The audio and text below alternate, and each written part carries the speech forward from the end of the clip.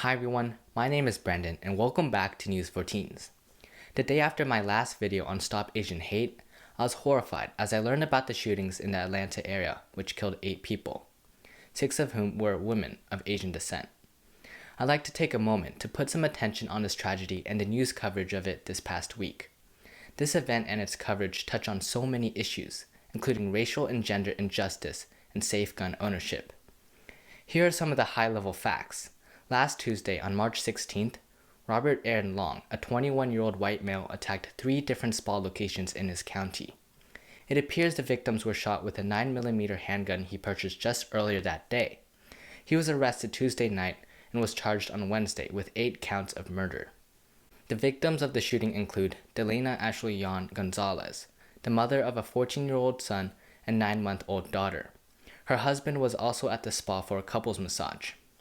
Paul Andre Michaels, an Army veteran who owned an electric company and was married for over 20 years.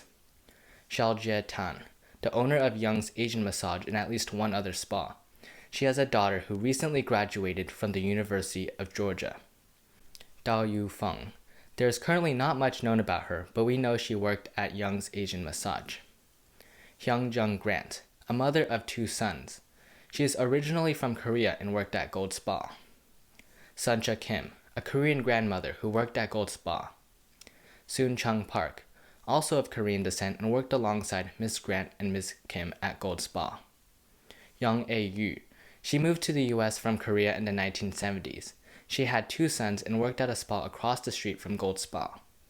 A 9th victim of Latino descent, Elshis Hernandez Ortiz, is currently hospitalized from multiple gunshot wounds. As mentioned in my previous video, the US has experienced an increase in violence and discrimination against Asians since the start of the pandemic, many of them against women. While the motivation for this massacre is still being investigated, initial reports from authorities said the shooter viewed the spas as temptations, but the possibilities that his actions were fueled by racism has not been ruled out. The Cherokee County Sheriff's Office spokesman, Captain Jay Baker, described the shooter as having a bad day. His commentary sparked lots of criticism as many view the statement as insensitive and inappropriate. Subsequent to his remarks, photos from Baker's Facebook account have surfaced, showing him promoting t-shirts with the slogan, "COVID-19 imported virus from China." Questions are also being raised about how white suspects appear to be treated differently by law enforcement than non-white suspects. Can you imagine the messaging had the shooter been a different ethnicity?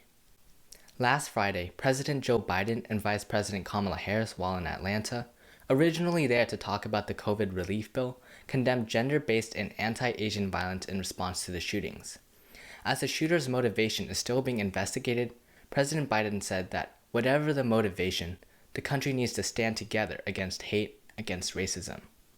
He emphasized the need for Congress to swiftly pass the COVID-19 Hate Crimes Act, which would provide resources to communities to better fight hate and intolerance. It would increase law enforcement support and responses to hate crimes, issue guidance on reporting hate crimes, expand public education campaigns, and provide information on how to best mitigate discriminatory and racist rhetoric used to describe the pandemic. 2 days earlier, President Biden praised the House of Representatives for passing the Violence Against Women Reauthorization Act with bipartisan support, and he urged the Senate to follow their lead. This is another timely legislation given the events against women. And then there's the issue of safe gun ownership. There's a lot that can be discussed here, which I'll save for another time, but this mass shooting has reignited conversations around what measures are needed to address violence committed with guns. I'd like to close with something that I heard through a Pantsuit Politics podcast about this matter, where the speakers called for political, moral, and cultural leadership. Given what everyone in the world has been going through now, especially since the start of the pandemic, they ended by asking all of us to go through the world with a little bit more kindness for each other, no matter what the conditions are. Thank you for listening, and thank you for your support.